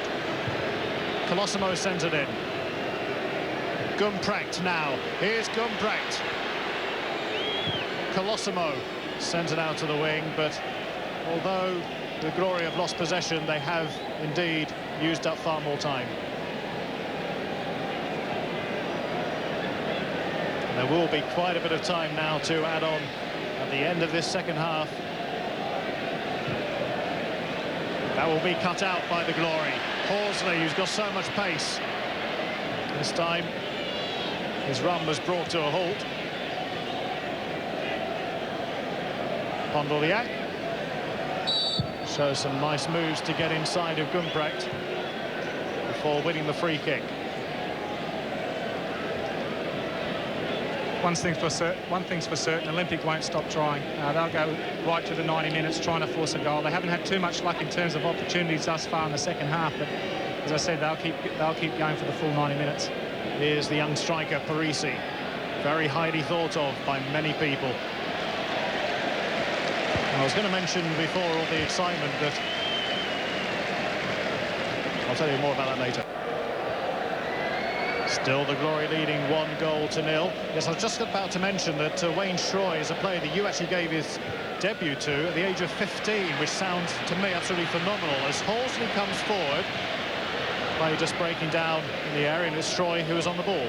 Yeah, well, Wayne showed so much talent at the age of 15. He was quite a big lad, and we had him along twice at training. He did exceptionally well, and made his debut against Marconi back in '97, and actually won man of the match in that game, I think. And has gone on to obviously bigger and better things. Very good for a young player at that age to have the mental ability as well as the physical ability. The shot was tried by Owens, and at this stage of the game you can't blame him for trying it, because there have been very few shots on that Perth Glory goal in the second half. Well, I think that may be the first one, Dave. That's the first actual save I think Petkovic would have had to make in the second half, so they've really struggled 18 to 20 yards away from goal. But you've got to give credit to Perth, who have defended very, very well and made it very hard for Olympic to try and break them down. Juric for the Sharks. 5 minutes and counting down, plus stoppages. Can the Sharks get back on level terms? And they find a way through to win consecutive grand finals.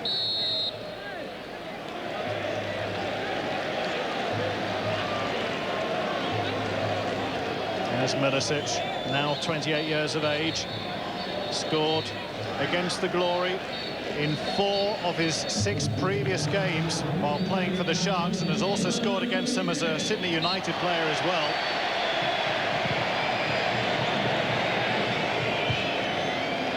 What he would give for one of those goals today. Murray scored in the last 2 games against the Sharks, not on this occasion as yet. Oh, that's a brilliant run by Miller. Here is Murray. The grand final is surely now won by Perth Glory.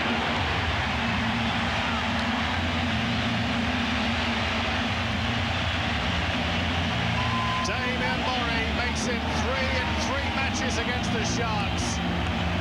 It's not the classiest goal he'll ever score, but it's the one he'll remember most. A player who's been in so many grand finals, only won one previously.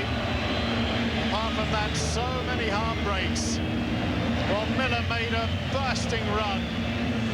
There was so much luck attributed to the goal, but they'll take it. Not the cleanest hit, but he found the net, and that's what he's been doing throughout his career. Wonderful goal, a fantastic run by Scotty Miller, as we see it again. And Damien Murray, who would begrudge Damien a goal? I think it's his sixth final, and who would begrudge Perth Glory a win? I think that's the final nail in the coffin, and there's going to be some very, very big celebrations. Glory, just to tie things down further, are taking off Despotovsky. Edgar Jr., the man who we thought was going to completely miss the final through injury, had microsurgery on his knee a few weeks back, comes out for the last few minutes, is a holding player, and Perth Glory's intent is there for all to see. What we have, we hold. Sharks now with a huge mountain to climb. Mountain, I think it's Everest. We've got, I think, about 3 or 4 minutes to go, possibly with injury time. I cannot see them coming back from here, not a chance. Well, they've been called chokers in the past, although that was perhaps a little bit harsh. There was certainly one game where that perhaps could be applied to them. And they lost against Wollongong when they were 3 goals up at half-time. Wollongong came back to make it 3-all, eventually went to penalties. Last year, well, the Sharks just came here with a much better plan and with a very talented team. They executed their plan to perfection. They cut Murray and Despotovsky out of the play. Glory had no answers. This year, they've got it right. Exactly. I think this is a better Perth Glory side, more balanced, if you like, than the one that played last year, especially in the midfield with the likes of Colosimo and Gumprecht. That's been the key to their success, I think. I think Simon Colosimo's had a wonderful game today, but just a more balanced side. You know, scored the first goal, which is always great in the grand final, but they've thoroughly deserved it. And as I said earlier, you can't begrudge Perth Glory and their owner Nick Turner their first title. Well, the Perth wave is now going around Subiaco as the celebrations start early. A 2-goal lead as we go into the last minute of the game, plus stoppage time to come. And it's got to be good for soccer when a team like Perth Glory, which is a well-supported club and a well-run club, finally achieves success. And perhaps other clubs around the country can follow the model of Perth Glory and make soccer a vibrant sport in the country, as we see the trophy that the Glory will hope to be handed in a few minutes' time. Well, the Glory are definitely the benchmark for club sides in Australia, without any doubt. The model that they put in place 6 or 7 years ago. Wait for this cheer.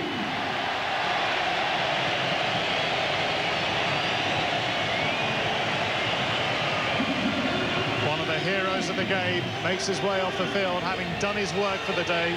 Damien Murray does what he does. He scores goals, and he's got one today. A huge hug with Bobby Despotowski. They're huge mates off the field. And they've both played their bit in bringing Perth Glory their first NSL title. Certainly Perth have got it right today. They've played exceptionally well all throughout the team, not only in defence, I think in the midfield and up front. So, you know, they've already deserved the 2-0 lead at the moment. There's 4 minutes to go of extra time, so 4 minutes to go before they can start celebrating. Well, I think the fans have already started. And I think they'll continue for a long, long time. Horsley inside, Colosimo. There is still a match going on. Horsley again. Colosimo, how right it should be that he should be involved with the action as we go into the final minutes of the game. He has been the final ingredient, I think. And Dave, if you had to pick a man of the match, who would it be for you? As a commentator, thankfully that's a question that I get to ask you. I thought I'd get in a little bit earlier, but no, listen, sincerely for me, Simon Colosimo has been the outstanding player in this game today. Quietly going about his business, but been very solid and completely dominated that middle of the park. That's what he does. That has been the way that Colosimo has performed week in, week out in this final series for the Glory. It's the difference that he's made. And he was the difference being pointed up throughout the week, along with Gumprecht, as the reasons why this was a better Glory side than last year, as Horsley takes the ball on. And what about Horsley, who will have his 3rd winner's medal in 4 years? And deservedly so. Matty's had a great game as well on this right-hand side. You can't really pick a bad player for the Glory, but it's fitting to Matt Horsley, who's had such a long career, you know, getting another medal. I'm very happy for him. Nick Merger gets his chance. He was also struggling with injuries as the week built up. There was a thought he might miss out today, but he's been another important factor. There was a time when Despotowski wasn't scoring goals, dropped out of the team for a few weeks, and Merger came in and did his task well.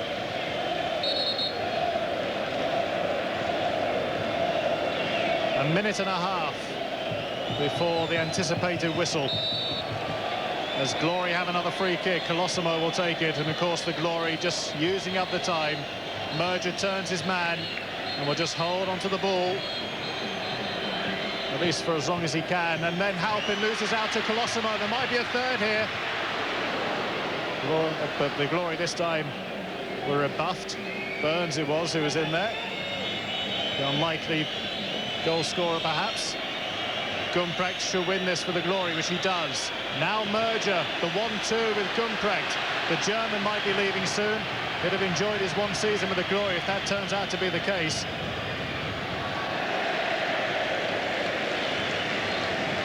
Clock winds down even further, and a word for the Sharks, who talked about being underdogs beforehand. Well, they've still had a tremendous season. They were the premiers at the end of the regular season, and they've got into another grand final. And they too can be proud of themselves because they're a fine footballing team as well, although on the day it just hasn't gone for them. No, that's right. They've had a wonderful season. Unfortunately, in the finals playoffs, they most probably haven't had the best form that they would have liked to. But yeah, look, they've had a good year as well. We're about to hear the biggest cheer that you've heard for a while.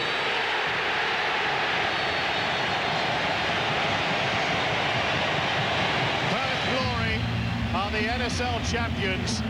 Glory is as glory does. And for Perth Glory, it is the most glorious moment of their short history as they become the national champions. Hardwell and Murray were the 2 goal scorers, but they've got a whole team full of heroes and plenty of fans who are enjoying this particular moment. Final score in the NSL Grand Final, victory to Perth Glory by 2-0. Yeah, wonderful scenes both in the crowd and on the field.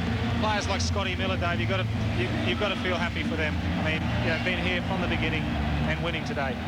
Fantastic moments. Let's go down to the pitch and join Robbie Dunn. Damien Murray got a goal in the final. How's it feel today? Oh, it was hard. I think the boys deserved it. We played well all year. We probably got robbed of the major championship now. We won it, but it's fantastic. Is it a big relief as well to finally win one?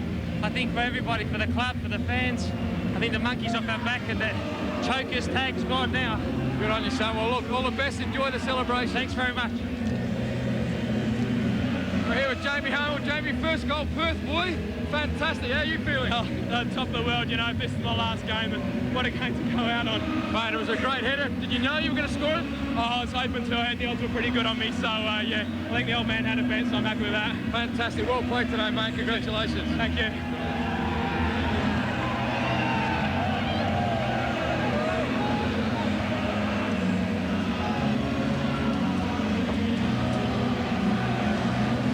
Well, great job done by Robbie Dunn getting in there, and amongst it, the Glory are champions for 2002-2003. Joined the competition back in 1996, 1997. They've been runners-up twice, of course, last year and back in 1999-2000. But this, a great moment for them. Disappointment, obviously, for the Olympic Sharks. Champions last year, they came here and stole the title from the Perth Glory. But 12 months later, no disappointment for the Perth Glory at a 3rd try at the championship. Viewers around Australia and through New Zealand on Sky Channel will be leaving us now. We trust you've enjoyed our company. Perth Glory champions for 2002-2003, 2-0.